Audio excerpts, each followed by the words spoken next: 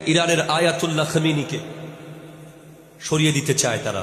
উনি আমেরিকাকে সবসময় বিদ্যাঙ্গুল দেখিয়েছেন। উনি ইসরায়েলকে কোনোদিন পাত্তা দেয় নাই।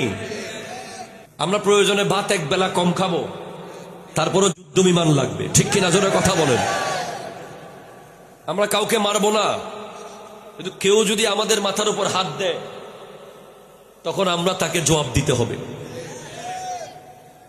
এখন আপনাকে আল্লাহ কি বলছে? আপনি যদি কোরআনুল কারীম পড়েন, সূরা মাইদার 51 নম্বর আয়াত পড়েন, আল্লাহ আমাদেরকে 1450 বছর আগে আমার নবীর মাধ্যমে সতর্ক করে দিয়েছে।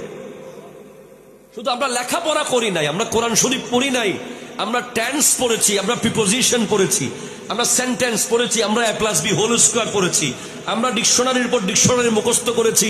আমরা কোরআনটা পড়ে দেখি নাই, যদি দেখতাম ওখানে স্পষ্ট লেখা আছে, ইয়া আইয়ুহাল্লাযীনা আমানু লা তাত্তাখিজুল ইয়াহুদা ওয়ান নাসারা আউলিয়া, হে ঈমানদার, ইহুদি নাসারাকে বন্ধু বানাবে না।